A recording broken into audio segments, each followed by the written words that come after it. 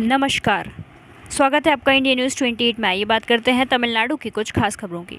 नवीनतम तमिलाकम पार्टी के संस्थापक नेता डॉक्टर कृष्णा स्वामी ने संवाददाताओं से बातचीत की। इस दौरान उन्होंने कहा, तमिलनाडु में पिछले 40 वर्षों से अधिक समय से 69% आरक्षण लागू किया गया है।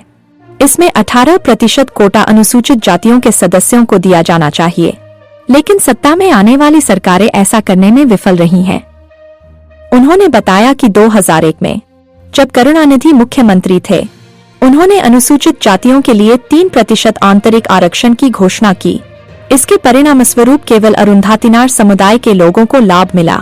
वहीं देवेंद्र मठवेलार और आदिवासी समुदाय के लोग इसका लाभ नहीं उठा सके। हम लगातार 71 समुदायों में समान रूप से 3% आरक्षण देने की मांग कर रहे हैं। उक्त मुद्दों के साथ कई अन्य मांगों को पूरा करने के लिए 14 मई को तिरुचिरापल्ली में एक ठोस रैली आयोजित की जाएगी। साथ ही उन्होंने कहा कि आगामी विधानसभा चुनावों में डीएमके सरकार को बदलकर एक नई सरकार लाना चाहिए। वर्तमान में डीएमके सरकार केंद्र की तिहरी भाषा नीति को भारत सरकार पर थोप रही है और इसके लिए केंद्र सरकार ने कोई उचित स्पष्टीकरण नहीं दिया है। डीएमके के सभी मंत्री और प्रशासनिक अधिकारी अपने बच्चों को पूर्व निर्धारित स्कूलों में पढ़ाते हैं, जबकि गरीब छात्रों को पूर्व निर्धारित पाठ्यक्रमों को नहीं पढ़ाने की बात करते हैं, जो कि सामाजिक न्याय नहीं है। उन्होंने आगे कहा कि पेरियार अन्ना के नेतृत्व में एक भाषा नीति का पालन करने वाले जैसे जापान जैसे देश लगातार आगे बढ़ रहे हैं।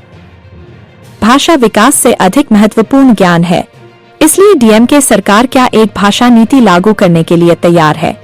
उन्होंने टोस्क में 1000 करोड़ रुपए के भ्रष्टाचार के खिलाफ प्रवर्तन निदेशालय द्वारा आरोप लगाए जाने का उल्लेख किया, लेकिन तमिलनाडु में 1 लाख करोड़ रुपए के भ्रष्टाचार का दावा किया। वर्तमान में तमिलनाडु में खनिज चोरी और सभी क्षेत्रों में भ्रष्टाचार बढ़ रहा है। आगामी दिसंबर में मदुराई में नवीनतम तमिलाकम पार्टी का राज्य सम्मेलन आयोजित किया जाएगा। इसके बाद तिरुचि के भीमनगर में एक निजी मंडप में नवीनतम तमिलाकम पार्टी के तिरुचि जिला अधिकारियों की सलाहकार बैठक आयोजित की गई, जिसमें पार्टी के संस्थापक नेता कृष्णा स्वामी शामिल हुए और विशेष भाषण दिया। इस बैठक में समुघम और पुथुर बालू, चिन्नैया रंजीत जैसे जिला अधिकारी शामिल हुए।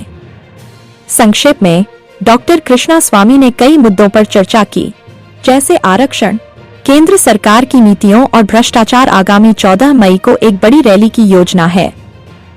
त्रिची से मुख्य संवाददाता वी बालाजी की रिपोर्ट। உடனடியாக ஆங்கிலத்தில் மொழிபெயர்க்கப்பட்டு தமிழ்ல மொழிபெயர்க்கப்படுது அப்படின்னு நிறைய தரவுகள். அதனால எதுக்கு நீங்க வந்து ஆங்கிலம் படிக்கிறீங்க? நீங்க வந்து தமிழ் மட்டுமே எல்லாமே டீச் பண்ணுங்க. இன்னைக்கு ஏஐ வந்துருச்சு, வித்தின் நோ மினிட் அப்படியே ஆட்டோமேட்டிக்கா வந்துரும். இப்படி நாடாளுமன்றத்துல இவர்கள் தமிழில் பேசுகிற போது எப்படி வந்து ஹிந்தியிலையும் அங்க 21 மொழிகளில் மொழிபெயர்க்கப்படுதோ அதே போல நீங்க வந்து தமிழில் சொல்லிக் கொடுத்தால் அது ஆங்கிலத்தில் வந்து ஆங்கிலத்தில் சொல்லிக் கொடுத்தா தமிழ் வந்துடும். ஆனா ஒரு மொழி தொழிற்சங்கத்தை நடைமுறைப்படுத்துங்க. தமிழில் மட்டும்தான் இனிமேல் எல்லாமே தமிழ் தான், வேற எதுவுமே கிடையாது. 2வது மொழி கிடையாது. எதுக்கு 2 மொழி படிச்சுட்டு தேவையில்லை. இன்னைக்கு ஆர்டிபிஷியல் இன்டெலிஜென்ஸ் வந்த பிறகு மொழியே தேவை கிடையாது, ஒரு மொழியும் கூட தேவை கிடையாது. ஆர்டிபிஷியல் இன்டெலிஜென்ஸ் மொழியே வேற, கம்ப்யூட்டர் மொழியே வேற, ஆர்டிபிஷியல் இன்டெலிஜென்ஸ் மொழியே வேற. மொழி வந்து சயின்டிபிக் லாங்குவேஜ், அல்காரிதம் வேற மாதிரி போச்சுன்னு வச்சுங்களா. குவாண்டம் படிச்சாலே போதும், குவாண்டம் மெக்கானிக்ஸ் படிச்சதுன்னா எல்லாமே வந்துடும். அதை மட்டும் பிசிக்ஸ் மட்டும் படிக்க சொல்லுங்க, சரிங்களா? வேற எந்த மொழியுமே தேவையில்லை. we can communicate with the world.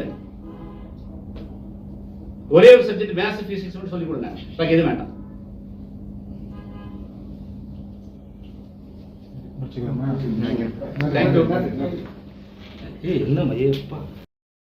ஆர்ப்பாட்டமும் பொதுக்கூட்டம் மாநாடு பேரணி ஆர்ப்பாட்டம், பேரணி ஆர்ப்பாட்டம்